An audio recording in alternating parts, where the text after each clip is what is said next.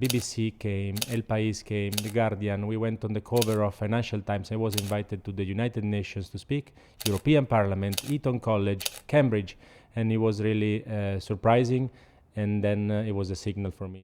My name is Giuseppe Scionti. I am CEO and founder at Novameat. I come from bioengineering. I have been studying in university and then in PhD what is called tissue engineering. So I was working in another field before, other than food. I was working in bioengineering and specifically in regenerating organs. And after 10 years I've been studying and giving classes. I was on track to become a professor in university. I had an idea to create something with food. Specifically, I've been working a decade in what is called natural ingredients and use them as biomaterials. For example, what we do at Novameat is we have been using what I was doing when I was a scientist, but apply them to natural applications in terms of food technology. So we have been working originally with pea protein, rice, we've been testing with fava bean, we've been testing with hemp protein, we've been testing with several things. At the same time, we tested with fibers on a side, and we've been mixing protein, fibers, obviously water. We try to use the best ingredients also when it comes not only to oils, fibers and protein, but also in terms of if we want to use a natural colorant, it can be just a beetroot juice, for example, and also in terms of aromas. We prefer to use spices. So all my background has been very useful, specifically at the beginning on the scientific part.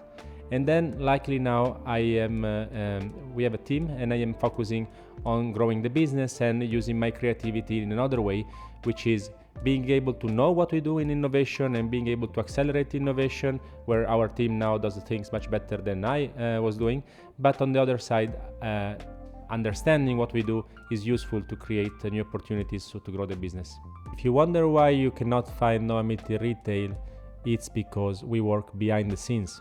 We are a B2B company, which means that we are behind several of the best products that will be in the market. In our website, you can find where you can try Novameat, and this is in food service, restaurants, hotel, catering, schools. When I was at the university and I was pursuing an academic career, I realized I was not made to be a great scientist in academia.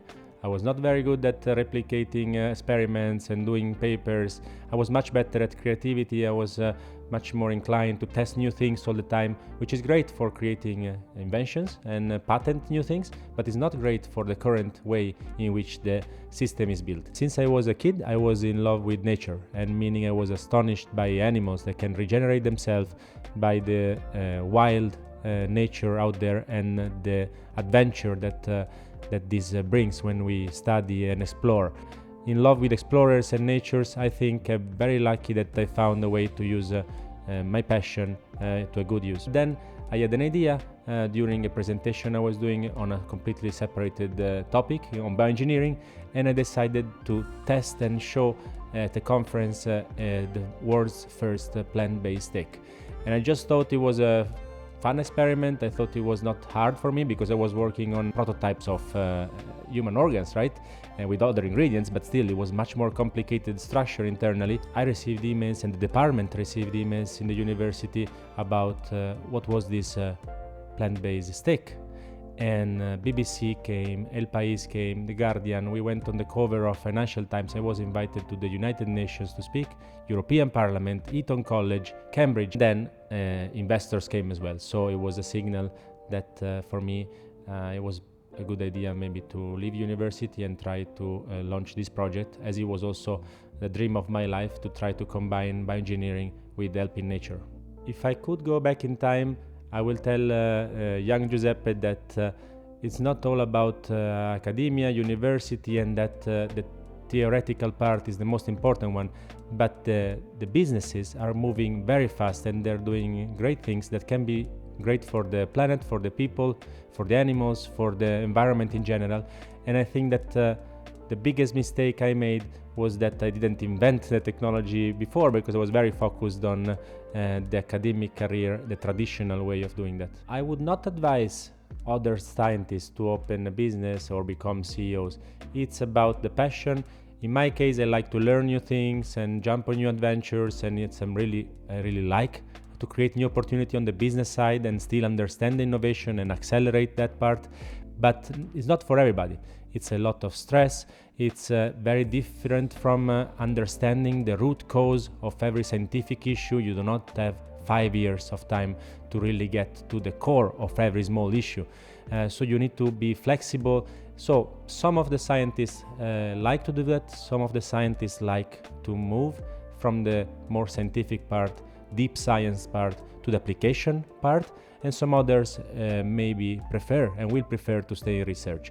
So I think if you don't feel the urgency to open a business, don't do that, because it's very hard. A startup is harder. It's a small environment in which there are so many problems every day, and you need to create new things, but you also need to solve all the big problems that arise. However, if you like solving problems and you're really passionate about the problem you are trying to solve, then it may be your call to really apply your research and your science background to build a business and apply all the years of research to do something good for society, for environment, for whatever reason. You need to be curious, you need to be constant in terms of resiliency, you need to be courageous, and also you need to be self-confident, because at the beginning everything looks like a crazy idea. It's a matter of winning a marathon. If you are on top of that, focused on what matters and even obsessed about your passion, then it's everything you need to win.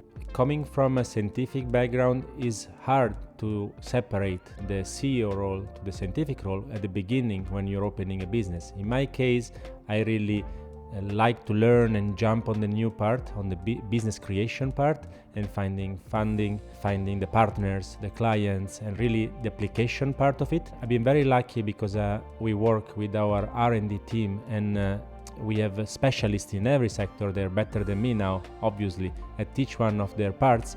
So it's great that I can just jump in and maybe give some ideas, and many of the ideas are wrong. But because I have the technical background, I can understand and maybe help accelerate, or maybe I can understand why some strategy in innovation may be better aligned to the business part of it. What I try to do well is focus on what matters. And what matters in some part is having the right team to focus on another part, and what matters as a CEO instead, it depends very much on the phase of the company. In our phase now, it's about launching, commercialization, finding the right partner, being very strategic, understanding the product market fit, and it's not very different from deep science. I take it very analytically, very pragmatically. I like to brainstorm a lot and create a lot of ideas. An advice for new startups is you need to test fast, make mistake, be adaptable, flexible, so you are able to learn from the mistakes and then adapt. If you want to be a CEO, you also need to raise funding and build teams, develop the IP. It's very important to manage the deep science, in our case, with the storytelling. Storytelling does not mean to sell a dream.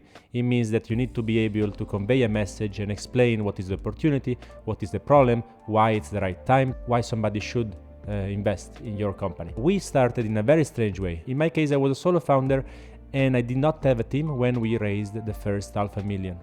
So we raised the first €500,000 without a team. It was just me and the IP. And what was strange is that the IP was to my name. It was not even a company at the beginning. What is called pre-seed investment, it's really normally a PowerPoint. In our case, it was more than a PowerPoint.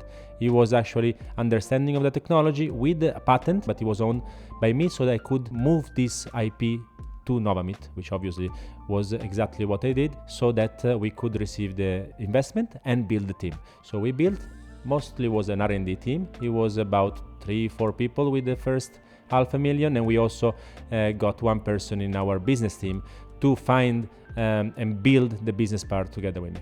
After we got the pre-seed investment, we were able to achieve support from the Spanish government, from the European Union, and then we were able to achieve what is called the seed round, and that was about $6 million, 5-point-something million euros.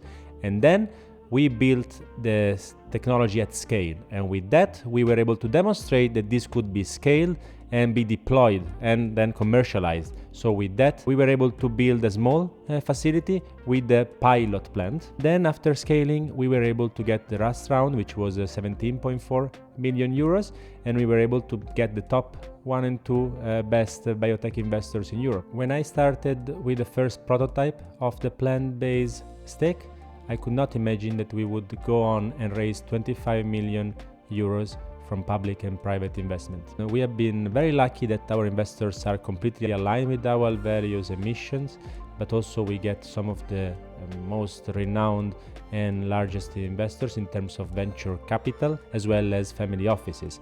And the combination of that, and also the combination of them being really international, so some of them are from Silicon Valley, some of them are European, and some of them are Asian. Some of them are more specialized on what is the industrial biotech side or the bioeconomy side. Others are more specialized on the agri-food tech space. Others are very specific to alternative protein. This really helps us in the expansion phase. It helps with partnerships, and it helps with connection with the network for finding new partners, new clients in new regions. And from really different verticals, which is very useful in terms of finding the right partner for the expansion phase of Novameat. When you are building a startup, there is innumerable mistakes you can make. We have done many of them. I think we have been lucky to avoid some of the worst. The worst ones are problems in the team. When you have normally a co-founding team that has differences in thoughts, that is normally extremely problematic. Another one is when the time is not right, so you have a great idea or a great technology, but the market is not demanding it. These ones we've been lucky we didn't have, because those sometimes are so hard that even the best entrepreneurs in history have not been able to solve. We've been able to adapt and be flexible enough because by being not in the center of the alternative protein bubble, we have been really focusing on the core unit economics, making sure that the margins are right, and making sure that when we sell something, we can make money out of it, and this can grow the business further. And because we do it for a good purpose, then we're very happy to push harder. We are very happy also that we took few important bets in every year. It can be 2 or 3 very important bets, but we've been very lucky with our investors, with our partners, both distribution partners and industrial partners. It's very important not to spend money on capex, meaning on infrastructure, machinery, equipment.